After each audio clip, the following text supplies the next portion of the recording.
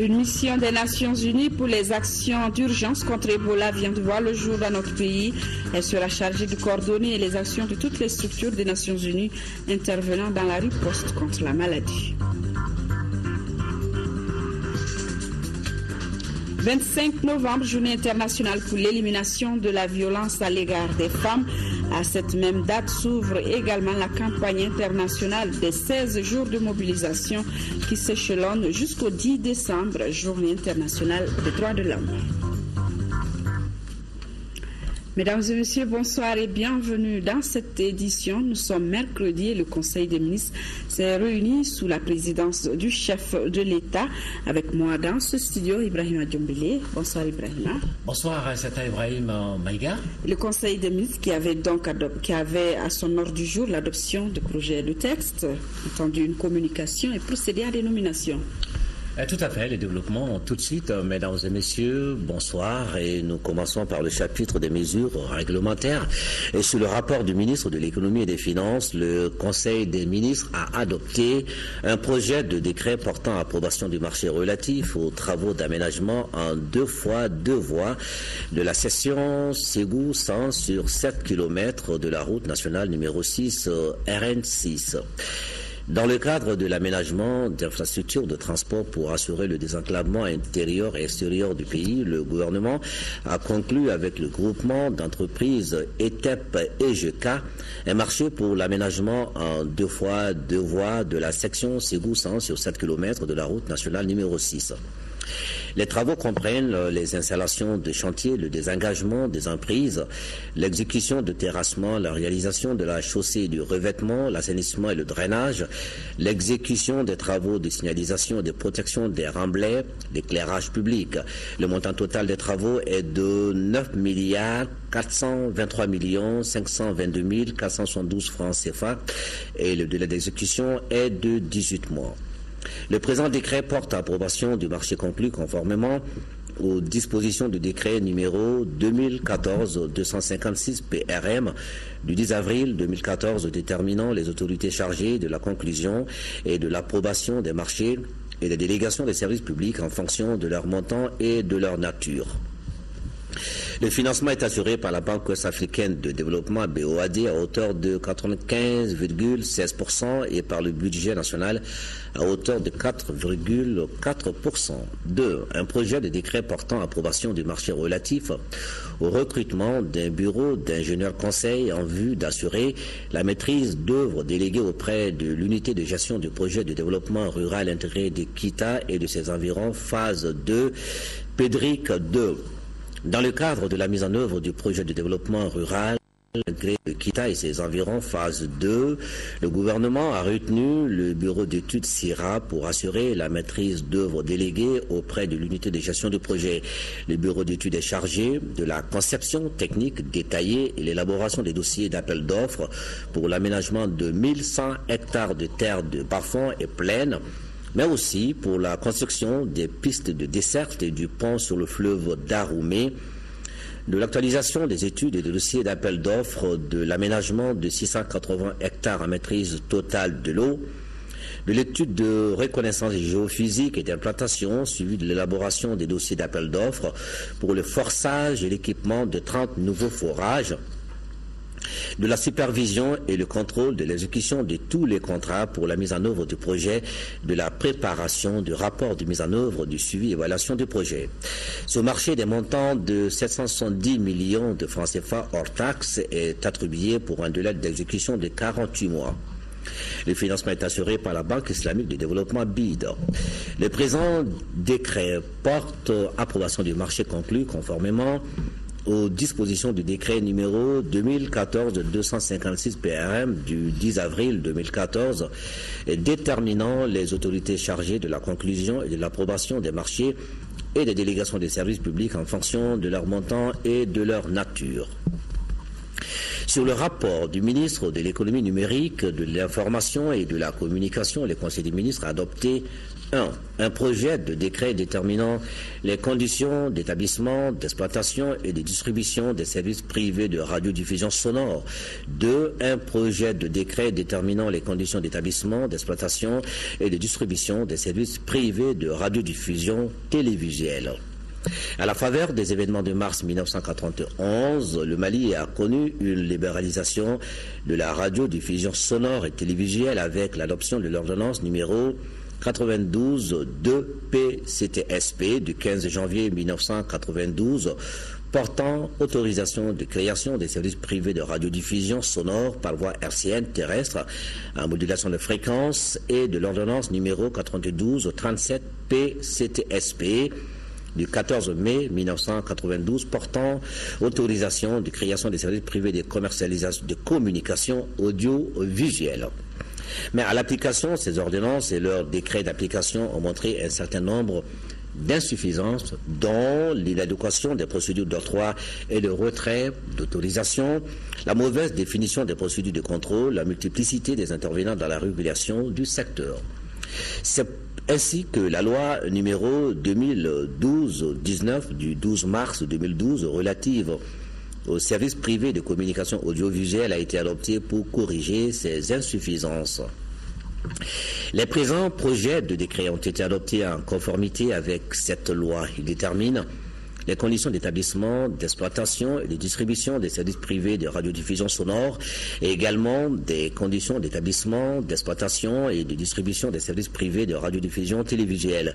Pour ce faire, les deux décrets traitent entre autres des procédures d'octroi des autorisations, des dispositions spécifiques d'autorisation des services privés de radiodiffusion sonore et ou télévisuelle par voie hertzienne terrestre, des obligations et interdictions de diffusion des programmes, de la communication publicitaire, des dispositions particulières aux éditeurs des services utilisant la voie hertzienne terrestre, mais aussi opérant par câble ou par tout autre réseau filaire, de l'édition des services de radiodiffusion sonore et ou télévisuelle commerciale et associative, des distributeurs des services, des sanctions en cas de violation des dispositions des 10 projets de décret.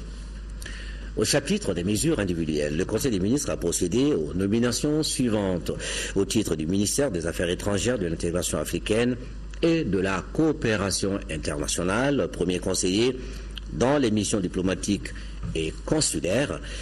Ambassade du Mali à New Delhi, M. Sidou Koulibaly, conseiller des Affaires étrangères. Ambassade du Mali à Ouagadougou, M.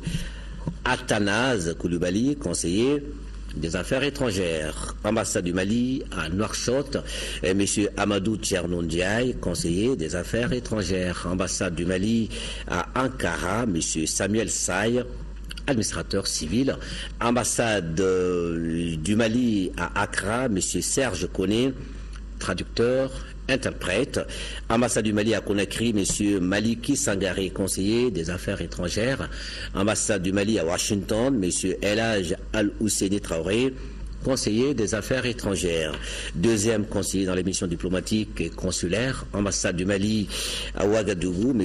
Oumar Di Ol Djouma Togola, conseiller des Affaires étrangères. Ambassade du Mali à Abidjan, Madame Bintou Diallo, conseiller des Affaires étrangères. Ambassade du Mali à New Delhi, M. Amadou Diallo, inspecteur des services économiques. Ambassade du Mali à Pretoria, M. Mohamed Traoré, conseiller des Affaires étrangères, conseiller à la délégation permanente du Mali auprès de l'UNESCO, M. Moussa Mahalmoudou Sissé, conseiller des Affaires étrangères. Au titre du ministère des Domaines de l'État, des Affaires foncières et du patrimoine, conseiller technique, M. Yalema Kassogué, ingénieur des constructions civiles, inspecteur, M. Sidi Mohamed Traoré, inspecteur des impôts, M. Mahamadou Souma Diallo, ingénieur du génie civil et des mines, M. Mohamed Dibassi, inspecteur des impôts. Au chapitre des communications, au titre du ministère de l'Industrie et de la Promotion des Investissements, le Conseil des ministres a examiné une communication relative à la stratégie nationale pour le développement de la propriété intellectuelle au Mali et son plan d'action de mise en œuvre 2015-2017. La politique de développement industriel adoptée par le gouvernement le 10 mars 2010 et le document cadre de politique culturelle nationale adopté en 2013 accorde une place de choix à la propriété intellectuelle. Un des objectifs de la politique de développement industriel est de favoriser la création de nouvelles unités industrielles et l'utilisation des meilleures idées, technologies, techniques et méthodes en s'appuyant sur les actifs de la propriété intellectuelle.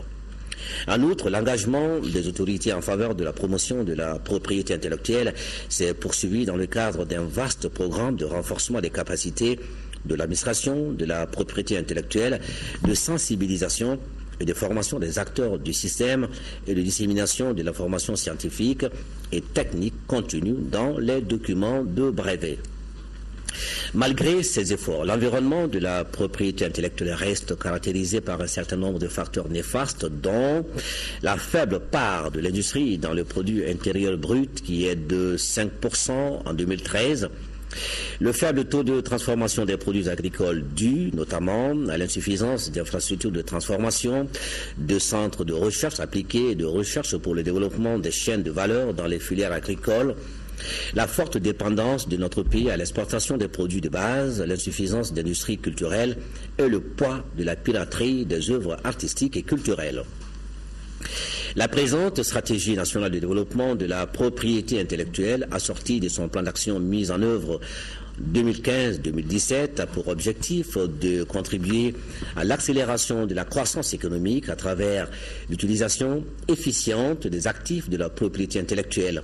Sa mise en œuvre apportera une contribution significative à l'économie nationale à travers notamment la création d'un environnement attrayant pour l'investissement privé, la création de petites et moyennes entreprises et de petites et moyennes industries, la facilitation des transferts de technologies, la valorisation des produits agro-pastoraux et artisanaux, la promotion de l'artisanat et des industries culturelles, le renforcement des capacités humaines, la production de médicaments traditionnels améliorés.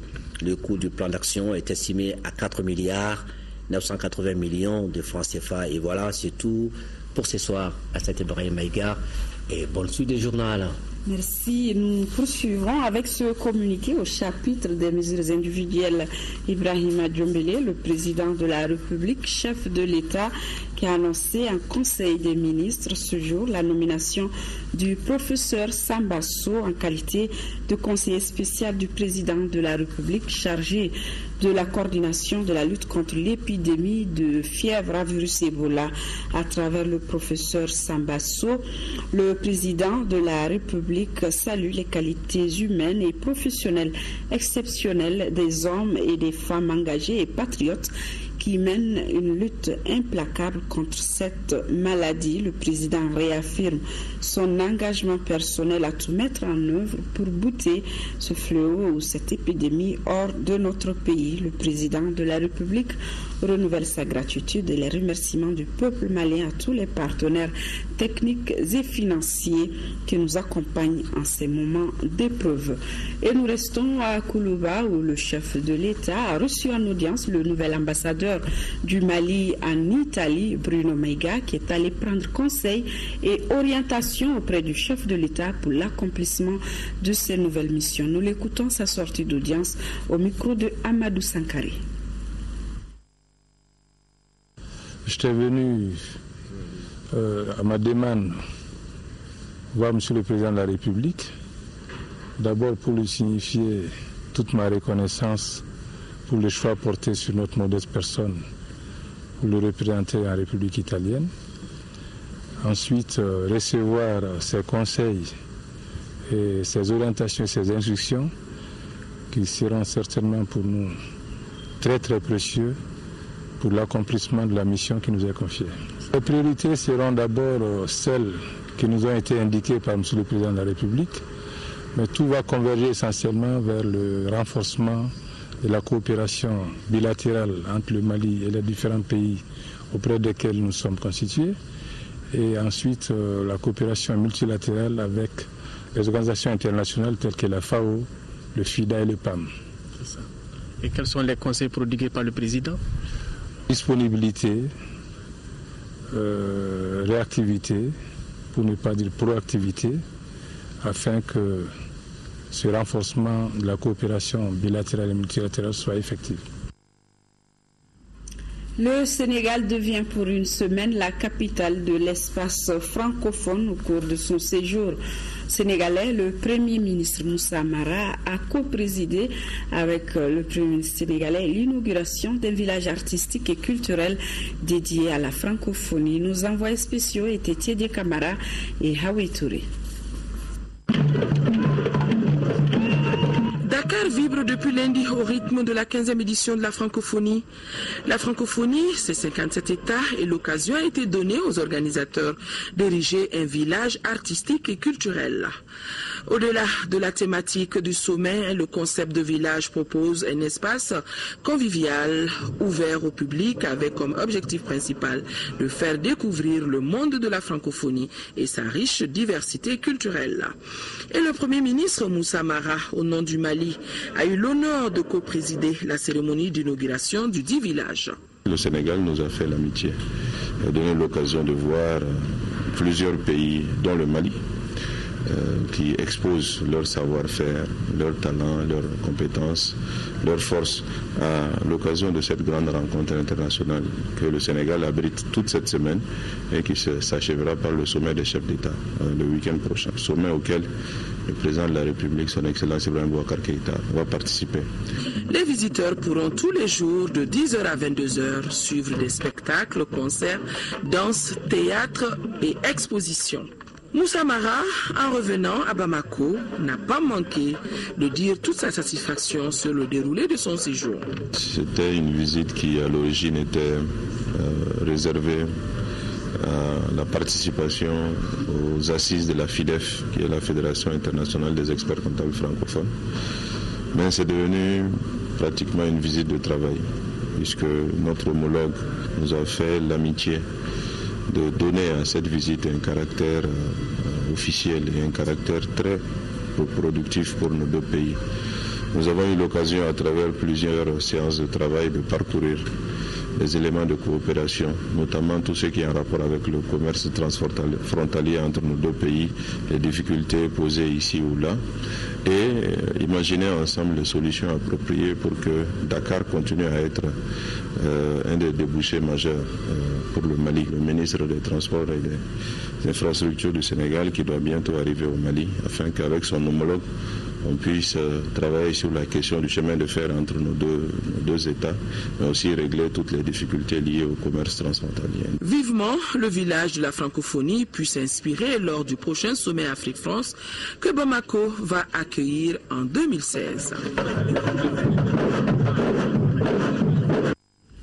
Plusieurs messages nous sont parvenus après l'attentat terroriste perpétré contre le convoi du ministre du Développement rural dans la région de Gao, l'Union pour la République et la démocratie URD, l'Union malienne du Rassemblement démocratique africain UMRDA, Convergence pour le développement du Mali CODEM, Mouvement pour l'indépendance, la renaissance et l'intégration africaine MIRIA, Parti uni pour la République pure, ANCD Mali et le collectif national des organisations professionnelles de la filière poisson, tous condamnent avec la dernière rigueur cet acte ignoble et barbare contre une mission officielle. Ils présentent leurs condoléances aux familles des disparus, prompt rétablissement aux blessés et appellent les autorités à renforcer le dispositif sécuritaire dans ces zones.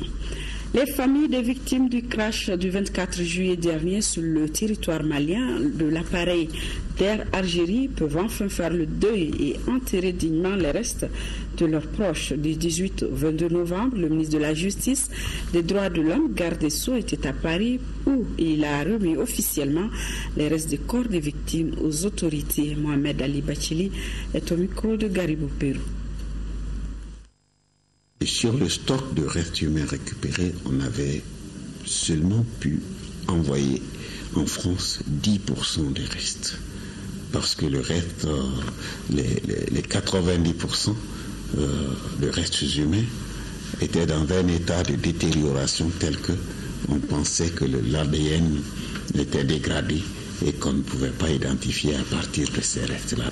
Et curieusement, avec les 10%, On a pu identifier 115 passagers sur 116. Il n'y a donc qu'un seul passager qui n'a pu être identifié. La salle où la réunion a eu lieu a été déclarée territoire malien pour me permettre de présider et de prendre les décisions qui s'imposent en la matière.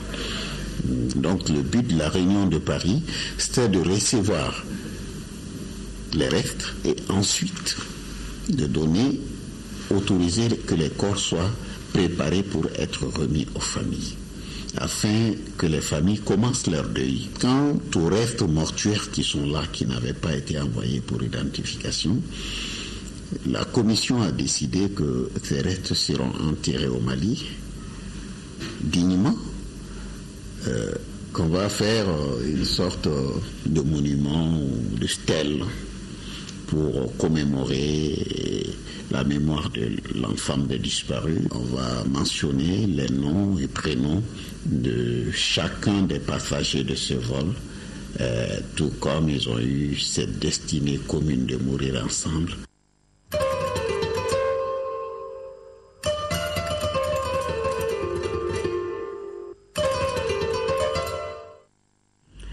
Ce jour, mercredi 26 novembre, la situation de la lutte contre la maladie à virus Ebola se présente comme suit. 7 cas positifs, 6 liés aux patients guinéens à la fillette de Caille, 5 décès, dont 4 liés aux patients guinéens. 2 cas confirmés sont en traitement dans un centre spécialisé. 0 nouveaux cas confirmés ce jour. Le nombre de personnes contacts comptabilisées par les services de santé et mis sous surveillance est de 288. Le gouvernement appelle les populations à la vigilance et à ne surtout pas relâcher les efforts en matière de précaution et d'hygiène. Il rappelle la nécessité d'une très forte mobilisation générale de l'ensemble des populations dans toutes les régions pour prévenir la maladie en véhiculant les messages de sensibilisation. Le gouvernement renouvelle son soutien aux agents de santé et aux services de sécurité pour faire respecter avec rigueur les consignes de contrôle sanitaire. Le gouvernement remercie l'ensemble de la communauté internationale pour son appui conséquent dans la lutte contre la maladie et ses témoignages de solidarité à l'endroit du Mali. Le gouvernement invite toutes les personnes ayant eu des contacts directs ou indirects avec les personnes déclarées positives à se faire identifier pour un contrôle sanitaire en appelant les numéros verts 80 00 89 89, 80 00 88 88, 80 00 77 77. Journée d'échange et de sensibilisation des forces vives sur Ebola. L'initiative est de l'Agence de la société civile malienne contre la maladie et son partenaire Save the Children. L'activité s'adresse aux religieux, transporteurs et agents de santé. Cheikh Oumar Sangaré. Il s'agit à travers cette journée de mobiliser les forces vives de la nation dans le cadre de la prévention et de la lutte contre la maladie à virus Ebola. Ils sont une cinquantaine de responsables d'organisations socio-professionnelles de la santé et du transport, des leaders religieux, des femmes et des jeunes. L'initiative est du consortium regroupant 5 organisations de la société civile. La préoccupation essentielle de l'Alliance de la société civile contre la maladie à virus Ebola est de se concentrer sur l'effectivité de la sensibilisation et de la mobilisation de l'ensemble des populations, sans oublier les personnels de santé de nos centres de santé communautaires et les praticiens qui sont les premiers contacts des malades et auxquels une attention particulière doit y être accordée. L'Alliance de la société civile malienne contre la maladie à virus Ebola et son partenaire Save the Children sont convaincus de la nécessité de sensibiliser dans une conjugaison des efforts à tous les niveaux contre ces fléaux. Ce qui commence dans cette salle va certainement se terminer, j'espère et je suis convaincu, dans le plus profond du Mali. S'il n'y avait pas d'Ebola à côté de chez nous, on ne l'aurait pas chez nous.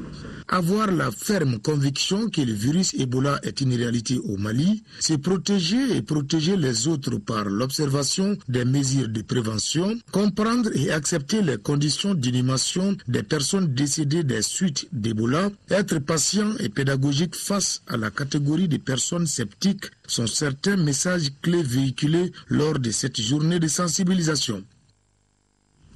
En vue d'accélérer la riposte contre la maladie, une mission des Nations Unies pour les actions d'urgence contre Ebola vient de voir le jour. Elle sera chargée de coordonner les actions de toutes les structures des Nations Unies intervenant dans la riposte contre Ebola. Quelle sera sa valeur ajoutée dans la prévention de la pandémie? La réponse dans ce reportage de Makamfin Konaté.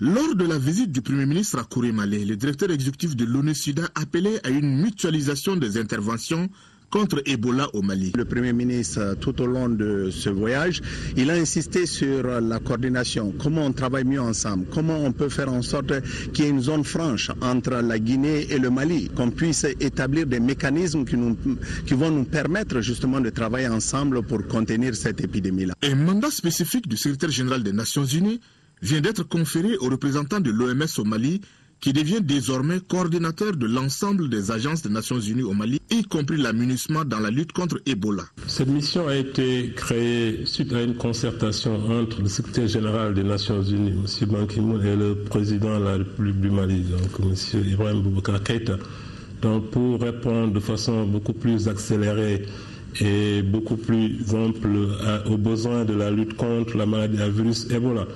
Et pour essentiellement tenir compte de toutes les dimensions de la lutte, parce qu'aujourd'hui la lutte contre la maladie à virus Ebola n'est plus seulement un problème de santé publique, parce que cette maladie menace la cohésion sociale, le développement économique et la sécurité des pays en Afrique de l'Ouest. À menace spécifique, une mission spécifique.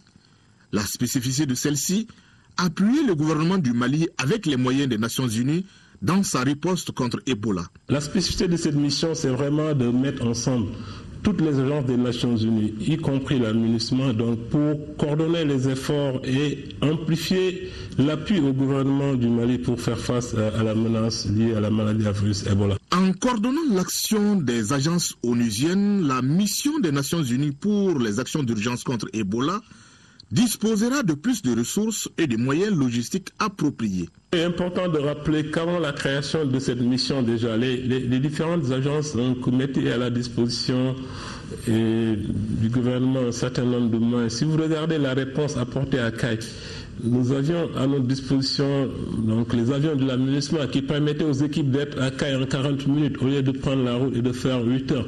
Donc, mais toutes ces actions seront plus structurées maintenant et renforcées en termes de volume. C'est extrêmement important. Il y aura plus de ressources pour vraiment appuyer le gouvernement. La mission sera constituée d'une équipe restreinte d'une dizaine de personnes qui vont faire un travail stratégique et opérationnel en vue de maximiser l'effort des Nations Unies contre Ebola au Mali.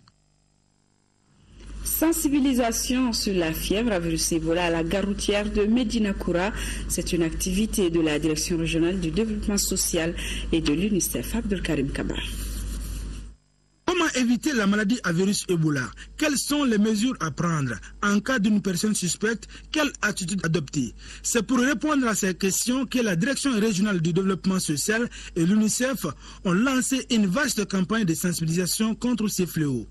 Après la commune 4, 5 et 6, la délégation a élu domicile à la gare routière de Médina-Koura. Cette initiative a été bien accueillie par les transporteurs. Ils ont pris l'engagement de mener une lutte sans merci contre Ebola. Cette cérémonie revêt un caractère solennel d'engagement de notre part à vos côtés pour appuyer vos efforts et faire que Ebola devienne dans un proche avenir un souvenir. Grâce aux stickers qui seront des organes d'information sur nos véhicules. À partir d'aujourd'hui, nous vous demanderons de nous compter parmi vos partenaires dans la transmission des connaissances sur les actions du virus Ebola et de la prévention sur la maladie à virus Ebola. Il est urgent pour tout le monde de redoubler de vigilance en respectant notamment les mesures d'hygiène, à commencer par le lavage régulier des mains. L'affichage des stickers, le jeu sur la connaissance des mesures préventives ainsi que des prestations d'artistes ont meublé cette cérémonie à la gare de Médina-Koura.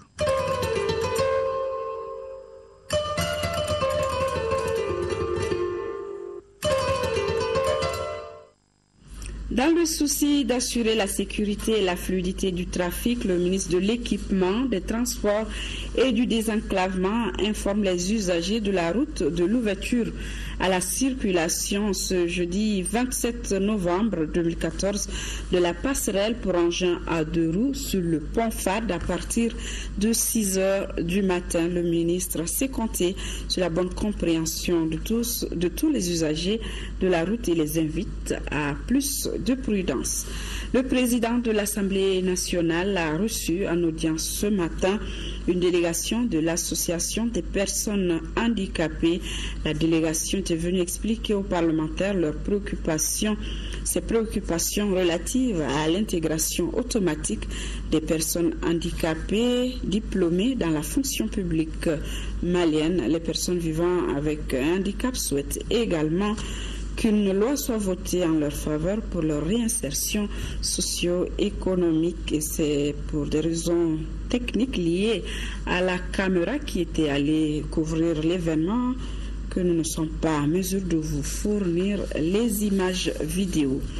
Le président de l'Assemblée nationale qui porte à la connaissance des députés qu'une séance plénière de la session ordinaire en cours se tiendra demain jeudi 27 novembre et jour suivant s'il y a lieu à partir de 10h dans la salle Modibo Keïta. Le projet d'ordre du jour porte sur les questions orales, les questions d'actualité, délibération sur les projets de loi intéressant la vie de la nation et communication.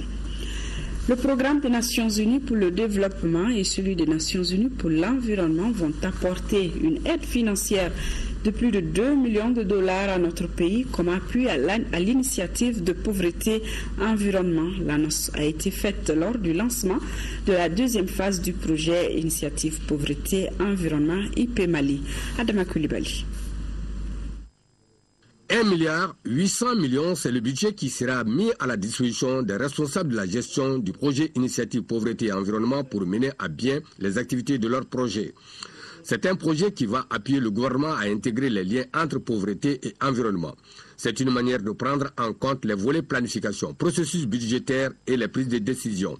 La deuxième phase de ce projet, c'est surtout pour la capitalisation des acquis de la première phase.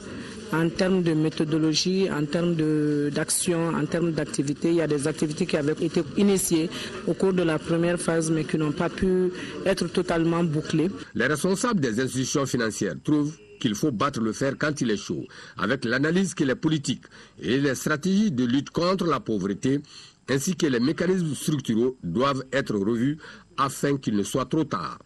Le PNUD et le PNUE, dans leur volonté de poursuivre la mise en œuvre d'un programme commun avec le gouvernement du Mali, fourniront conjointement l'appui technique et l'aide financière nécessaire à l'exécution du projet IPE Mali. La présente phase de l'IPE Mali, intitulée phase 2 de l'IPE global, permettra au Mali de consolider les acquis antérieurs et actuels du programme en termes d'intégration des liens pauvreté-environnement dans les politiques, plans et cadres budgétaires associés, pour une meilleure utilisation des ressources naturelles, une composante clé également, la lutte contre la pauvreté. Le projet aura une durée de 4 ans et ceux chargés de le piloter seront en étroite collaboration avec les autres structures impliquées dans la lutte contre la pauvreté dans notre pays. Hier 25 novembre, c'était la journée internationale pour l'élimination de la violence à l'égard des femmes. À cette même date s'ouvre également la campagne internationale de 16 jours de mobilisation qui s'échelonne jusqu'au 10 décembre, journée internationale des droits de l'homme. Cette campagne nous rappelle que les violences faites aux femmes constituent une des violations des droits de l'homme les plus répandues, car elles privent les femmes de leur dignité, portent atteinte à leurs droits fondamentaux et les empêchent de réaliser tout leur potentiel. Ici au Mali, ONU Femmes et ses partenaires s'engagent pour 16 jours de sensibilisation. Kadiatou Kone. C'est en investissant dans les femmes et les filles que l'on obtient les plus grands bénéfices. C'est compte tenu de cette réalité qu'ONU Femmes a lancé une campagne de 16 jours afin de mettre fin à la violence à l'endroit des femmes et des filles. Car la violence faite aux femmes est une violation également des droits de l'homme. Il y a 20 ans, le monde entier s'était réuni à Beijing pour étudier les écarts qu'il y a entre les hommes et les femmes dans le développement. Aujourd'hui, nous sommes en train d'évaluer ces écarts, les progrès qui ont été faits dans la réduction de ces écarts. Donc de 2014 à 2015, on a décidé de lancer une campagne énorme pour accélérer les efforts qui ont été faits par le gouvernement pour réduire ces écarts-là. La violation contre les femmes résulte d'une discrimination à l'égard de celles-ci, tant dans le droit que dans les faits. La violence faite aux femmes, elle a peut-être diminué, mais elle reste un problème lequel il faut confronter et lutter.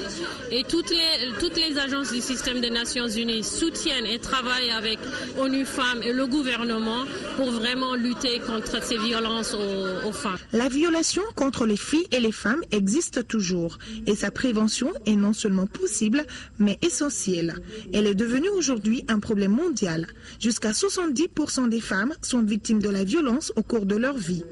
Le Mali, à travers le ministère de la Femme, de l'Enfant et de la Famille, se dit prêt à accompagner ONU Femmes pendant ces 16 jours de campagne.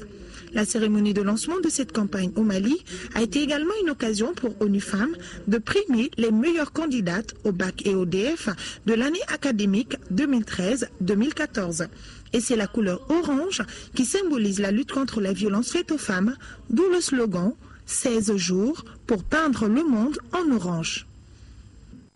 Table ronde des bailleurs pour un accès équitable des femmes aux ressources affectées à la reconstruction et aux actions humanitaires. L'initiative de l'Association pour la promotion de la femme et de l'enfant au Mali qui vise une pleine participation des femmes au processus de consolidation de la paix.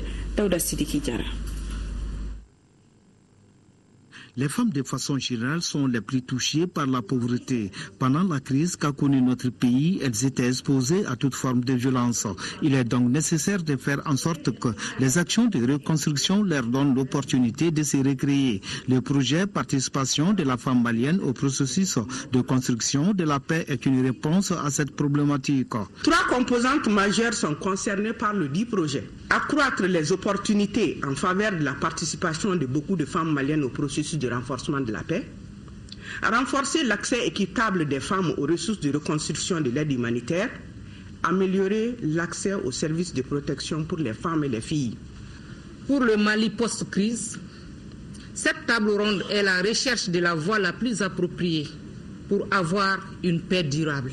Je salue l'initiative de cette table ronde qui contribuera efficacement au renforcement des actions en cours relatives aux droits humains, à la justice, à la prise en charge des réfugiés, des déplacés et même des familles d'accueil. Pour un avenir radieux des Maliens, les États-Unis d'Amérique contribuent beaucoup à la relance des activités économiques de notre pays. L'événement de ce jour-là est particulièrement important puisque nous commémorons ensemble la journée internationale pour l'élimination de la violence contre les femmes. Et vraiment, c'est un travail tellement important pour nous tous de travailler ensemble là-dessus. Comme stratégie, des actions de renforcement des capacités d'information seront menées. C'est là pour susciter la mobilisation et l'inclusion des femmes dans le processus de consolidation de la paix, entre autres. Le ministre de l'économie numérique, de l'information et de la communication organise demain un atelier national de validation du document de stratégie de développement de l'économie numérique au Centre international de conférence de Bamako. L'événement est placé sous la présidence du Premier ministre, chef du gouvernement. La mise en place termine à 8h15. Les opérateurs économiques de Tombouctou viennent de remettre un mémorandum au ministre de l'Industrie. Ils souhaitent une indemnisation de ceux qui ont été victimes de la rébellion. À Tombouctou, le ministre Ben Barka a rencontré les commerçants arabes et s'est rendu au marché de la ville. Al-Mouzer Al-Kamissa Yatara. Cette mission du ministre de l'Industrie et des Investissements au marché de Tombouctou avait un double objectif. S'assurer de l'état d'approvisionnement du marché et s'imprégner des problèmes auxquels les opérateurs économiques sont confrontés. Le ministre Ben Barka a aussi rencontré les communautés arabes. La visite nous a permis de constater un grand retour de ceux qui ont toujours fait le commerce ici à Tombouctou, avec des produits divers et variés. Les difficultés persistent. Ça nous a vraiment rassuré que l'État nous accompagne, que l'État est avec nous et que nous sommes avec l'État et nous demandons que tout le monde soit réellement uni, pour un Mali fort et puissant, pour qu'il y aura vraiment la paix, surtout la paix. la solidarité entre les populations et l'unité, pour que ce président, que Ibrahim Boubacar Keïta, aura la facilité, la tâche plus facile pour amener la paix dans ce pays. Par ailleurs, les femmes commerçantes, les entrepreneurs et BTP ont rencontré le ministre. Ils ont tenu à remettre au ministre un mémorandum dans lequel ils souhaitent une exonération des droits fiscaux sur 5 ans et la reprise des agences de microcrédit. Fin du forum, toujours à Tombouctou, forum régional des investisseurs. Pendant 3 jours, experts, élus et autres acteurs du développement ont identifié les potentialités de la région et la création d'un cadre de partenariat public-privé. Yahya Tandina. Investisseurs, élus, experts du développement se sont retrouvés dans la cité des 333 Saints pour débattre du développement économique de la région. Pendant 3 jours, des projets structurants prioritaires sont identifiés et les modalités de partenariat public-privé sont clairement définies pour leur mise en œuvre. Ce que je retiens le plus, c'est le fait que nous avons pu amorcer un partenariat entre la collectivité région et 2 opérateurs économiques qui sont intéressés par les projets que nous avons initiés et qui pourront être réalisés dans un avenir très proche. La région de Tombouctou dispose d'énormes potentialités économiques, a fait entendre le représentant du gouverneur, qui a demandé aux futurs investisseurs de ne pas hésiter. Je ne doute point que les potentialités que vous avez identifiées dans cette salle, dans le secteur primaire, secondaire et tertiaire, permettent aux partenaires et aux investisseurs d'investir et enfin produire. Pour l'investissement ici, on a eu beaucoup d'informations sur les potentialités de la région de Tombouctou, aussi bien sur le plan de l'agriculture, sur le plan de l'élevage, sur le plan des mines. Je pense que aussitôt que la sécurité et la paix vont revenir dans la région, les investisseurs seront prêts à venir très très rapidement. Plusieurs recommandations ont émaillé le forum, entre autres la reprise des investissements suspendus à cause de la crise, l'indemnisation de tous les opérateurs économiques et la vulgarisation des résultats du forum. Une rencontre en faveur de la paix vient de se tenir à Todjel Gargouna, dans le cercle de Gao. Une centaine d'acteurs de toutes les communautés a participé à la rencontre qui implique notabilité et force vive dont les femmes et les jeunes au processus de réconciliation. Daouda Zoumana Traoré. La recherche de la paix est dans le quotidien des acteurs au développement dans la région de Gao. C'est pourquoi ils multiplient les occasions de médiation pour cette cause noble. Tel est le cas de cette rencontre à Todjel Gargouna, dont le but est le renforcement du dialogue social intercommunautaire et de la consolidation de la paix en 7e région. La cohésion sociale et la cohabitation pacifique, aussi bien que la réconciliation, ne sont que, n'est-ce pas, des plateformes sur lesquelles on construit le dialogue social. Les communautés aux liens légendaires de la commune de Gabiro se sont mises au premier rang pour accueillir des centaines de personnes des communes voisines, nostalgiques d'un passé récent où tout le monde vivait en harmonie autour des activités de développement.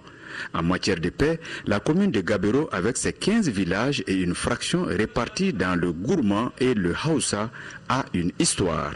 Parlant de paix et de cohésion sociale, la commune de Gabiro s'est engagée résolument pour l'intercommunalité et la coopération décentralisée avec les communes sœurs d'Intilit, Gunzurei, Anchawaj dans le cercle de Gao, et Bara et Tessi dans le cercle d'Ansongo. En enfilant ce costume de missionnaire pour la paix, l'ONG GREFA et son partenaire le PNUD veulent impliquer non seulement les notabilités et les forces vives, mais surtout les femmes dans la recherche de la paix. En effet, l'ONG GREFA, à travers l'appui financier de son partenaire, le programme national pour le développement PNUD, qui contribue à l'émergence d'un leadership féminin capable d'impulser une nouvelle dynamique au processus de résolution des conflits et la cohabitation pacifique. Le chef de l'exécutif régional a beaucoup décrié le non-respect du cessez-le-feu signé entre le Mali et des groupes armés. Des actes de violence perpétrés ont créé une psychose généralisée aux populations. C'est pourquoi les accords d'Alger seront un espoir. Pour parer à cela, des négociations sont en cours à Alger et permettront certainement une paix juste et durable. Je dirais même une paix définitive qui consacrera la réconciliation nationale et la cohésion sociale. L'ONG GREFA et ses partenaires entendent perpétuer ce genre de rencontres jusqu'à l'obtention de la paix et de la cohésion sociale entre les communautés. Fin à Koulikoro du deuxième camp du volontariat national, l'événement a été marqué par l'exécution de l'hymne national par les 150 volontaires. Ce nouveau programme de volontariat va de 2014 à 2016. Daouda Kone. Ce camp de volontariat national qui a débuté le 15 novembre a pris fin par une cérémonie grandiose avec hymne national, poésie, discours et remise de diplômes. Les 150 volontaires de la deuxième édition du camp ont mené plusieurs activités citoyennes, éducatives, culturelles et sociales avant leur déploiement dans des localités et des structures d'accueil. De formation, ils sont comptables, enseignants, juristes, communicateurs, agents de santé, j'en oublie volontiers. Nous, volontaires, nous avons suivi par intérêt et assiduité les différents modules de formation. Nous avons découvert avec beaucoup de fascination les sites touristiques. Nous avons appris à mieux nous connaître à travers des causeries, débats. Nous disons oui au volontariat et nous ferons tout pour la promotion du volontariat au Mali. Le volontaire, c'est d'abord le préparer davantage, à mieux faire en eux des acteurs qui peuvent multiplier les actions de solidarité, d'engagement, d'altruisme, les préparer aussi à pouvoir accepter l'autre et à comprendre également la diversité et à renforcer également leur capacité dans le domaine des compétences dans lesquelles ils sont appelés à servir. Le représentant du ministre de la Jeunesse et de la Construction citoyenne s'est dit fier du travail que ces jeunes volontaires ont accompli pendant leur séjour dans la cité du Méguétan.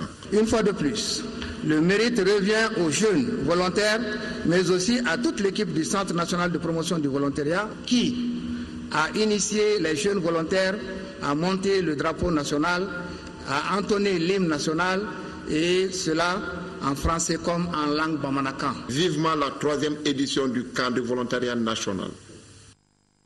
En 4e région, l'ONG Agir a remis hier des livrets à message sur la protection de l'environnement sont destinés au centre d'animation pédagogique de Ségou, Massina, Saro, Farako, Baroueli et Nyono. Dans le cercle de sang, les caps bénéficiaires sont ceux de Tominia, Yangasso, Bla, Kimparana et Sanville. Candessi l'a compte rendu.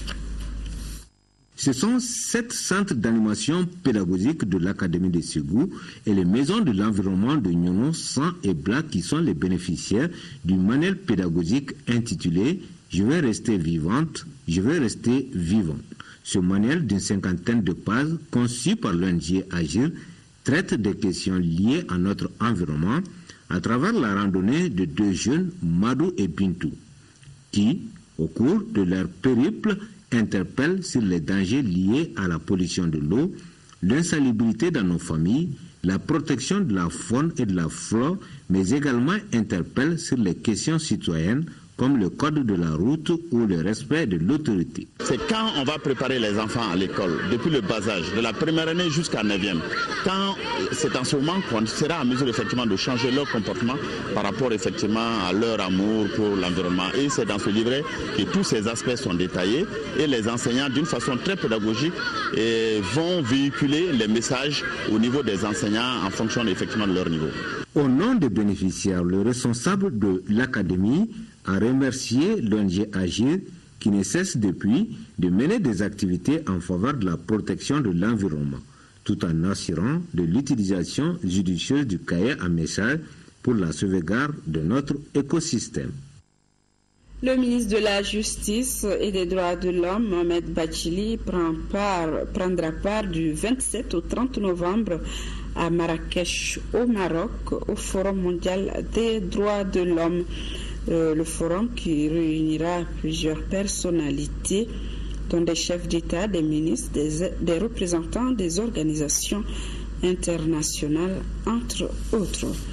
Le ministre des Affaires religieuses et du culte, sur la base de la délibération de la Commission nationale d'observation de la Lune chargée de la fixation des dates officielles des fêtes musulmanes et du début du mois de Ramadan à l'honneur d'informer la communauté musulmane que le croissant lunaire Safar ou Domba Makono n'a pas été aperçu dans notre pays à la date du samedi 22 novembre. En conséquence, le mois lunaire Safaro Domba Makono a débuté au Mali le lundi 24 novembre sur toute l'étendue du territoire.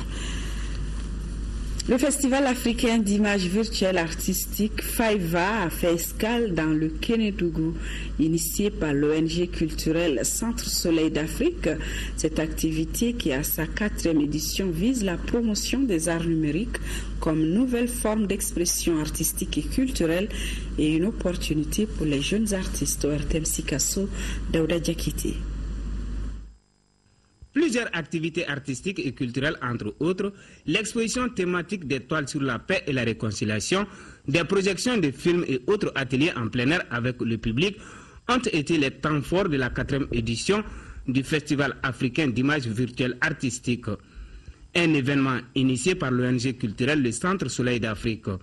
L'objectif de ce festival, c'est pour revaloriser d'abord les arts visuels, précisément les arts plastiques au Mali, et faire de l'art vraiment un levier, un facteur de cohésion, de stabilité sociale. Aussi, pour coller à la préoccupation de l'heure relative à la maladie à virus Ebola, la cinquantaine d'artistes venus des pays voisins, de l'Égypte et ceux du Mali, ont exprimé leur ferme volonté à accompagner les autorités dans leur lutte contre Ebola à travers des messages. Le directeur du cabinet du gouverneur de la région de Sikasso, Sidi Konaté, tout comme le représentant du maire de la commune urbaine Iya Cissé, se sont réjouis du choix porté sur le Kénédougou avant d'inviter les organisateurs à maintenir l'élan amorcé pour la promotion des arts numériques comme nouvelle forme d'expression artistique et culturelle.